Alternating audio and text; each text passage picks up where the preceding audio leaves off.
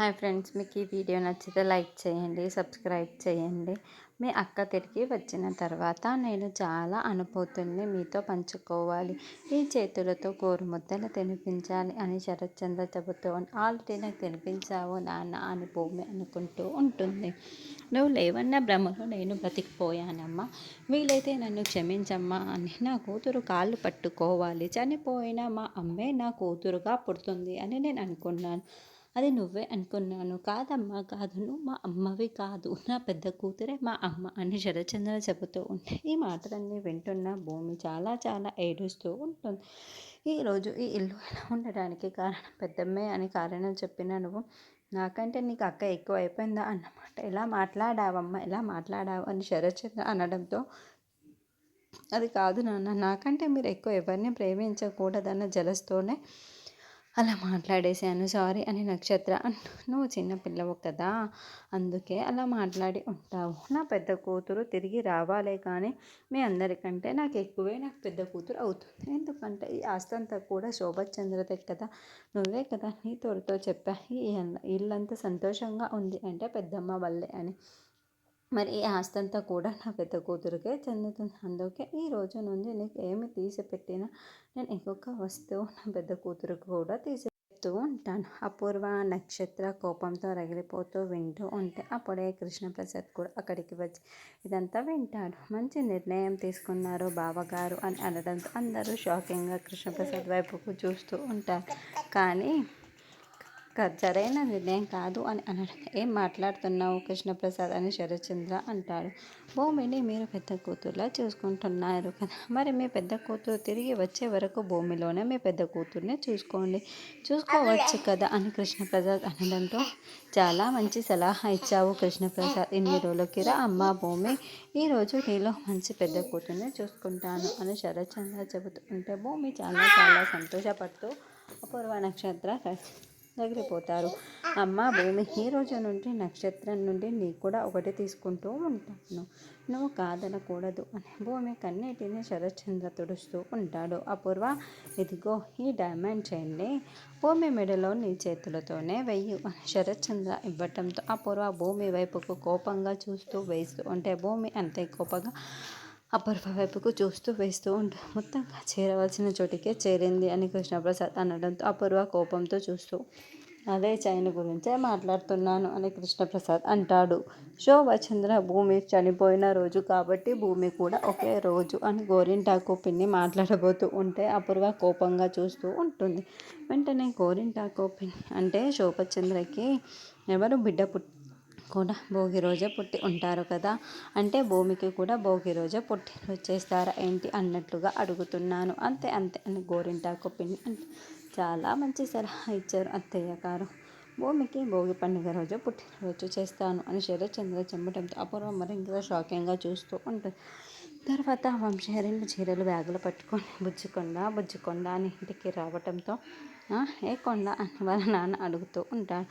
అదే అదే నా మొద్దు బండ ఎక్కడ అని వంశీ మాట మార్చేస్తాడు. అయినా ఆ చేతులు ఆ బ్యాగులు ఏంట్రా అని అడుగుతూ ఉంటే ఈరోజు నక్షత్రం బర్త్డే పార్టీ దానికి వెళ్ళాలి కదా, అందుకే అమ్మకి 12,000 ఒక కాస్ట్లీ చీర తీసుకువచ్చాను. మనం ఏదో ఒక చీర కట్టుకొని వెళ్ళాము 10 మంచి అనుకోని, అదిగో ఆ టేబుల్ క్లీన్ చేయమని అదే కాస్ట్లీ చీర కట్టుకొని వెళ్తే ఎంత వాళ్ళ అత్తగారు అని చెప్తారు, అందుకే అని చెప్పటంతో మరి ఇంకొక బ్యాగ్ ఏంటి అండి బంగారు కొండ వాళ్ళ నాన్న అడుగుతూ ఉంటే ఏదో నా మొద్దు బండ కోసం, ఎందుకంటే నక్షత్ర బర్త్డే పార్టీకి వెళ్తున్నాం కదా, తాను కూడా చీర కట్టుకో, అమ్మకేమో 12,000 దానికేమో 12,000 స్లమ్లో కొనుకొచ్చాను అని వంశీ చెబుతాడు.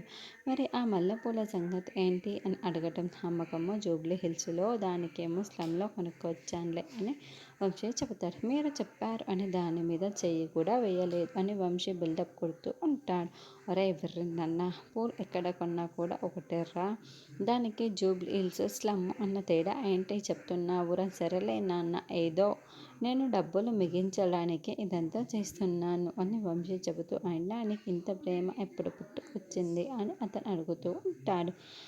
ఏంటని నా కోసం ప్రేమగా తీసుకొని వస్తే అలా అడుగుతున్నారు అని ఆవిడ అంటుంది. మరి నా కోసం చూడు తేలవేంటి నాన్న అని వాళ్ళ నాన్న అంటాడు. అంటే నాన్న ముఖ్యంగా అమ్మే కదా, అమ్మ కోసమే నేను తీసుకువచ్చాను. మీకు తీసుకువస్తే మీకు డబ్బు ఖర్చు, నాకు కూడా తీసుకోలేను తెలుసా. రాత్రి కళ్ళు తెరిచిగా చేసింది.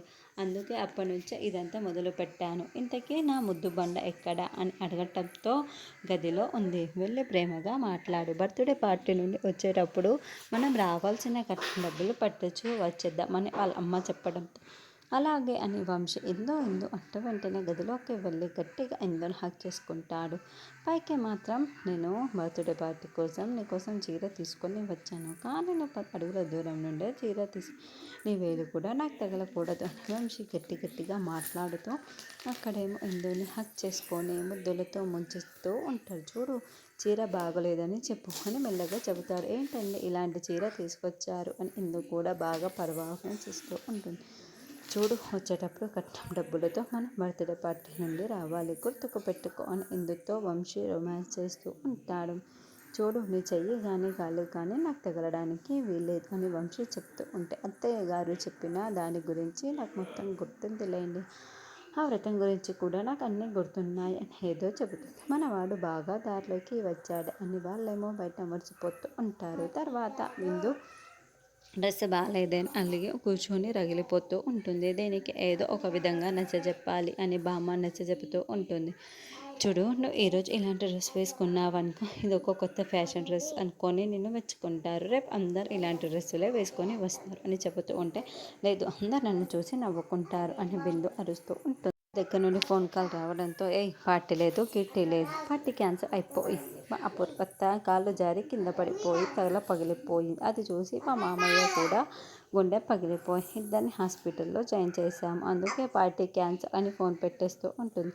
ఏంటి ఇలా చెప్తున్నావు అని బామ్మ అడుగుతూ ఉంటే, అవును ఇలాగే చెప్పి నేను అందరి ఫ్రెండ్స్ని కూడా పార్టీకి రాకుండా చేస్తాను, ఎందుకంటే వాళ్ళు వచ్చి నాకు డ్రెస్లో చూశారు అనుకో, రేపు కాలేజ్కి వచ్చిన తర్వాత నన్ను అందరూ ఎక్కిరిస్తూ ఉంటారు. అమ్మమ్మ, మా అత్తయ్య కాలు జారి కింద పడిపోయింది, హాస్పిటల్ అయిపోయింది, మా అత్తయ్యకి బాగాలేదని మా మామయ్య గుండె పగిలి హాస్పిటల్కి తీసుకెళ్ళి పార్టీ క్యాన్సర్ అని అందరి ఫ్రెండ్స్కి చెబుతూ ఉంటుంది. చూడు, ఇదంతా కూడా నాకు తెలుసు అని ఇంట్లో వాళ్ళకి అస్సలే చెప్పకు, నన్ను మాత్రం ఇరికించకు అని బామ్మ అక్కడి నుండి జారుకుంటుంది.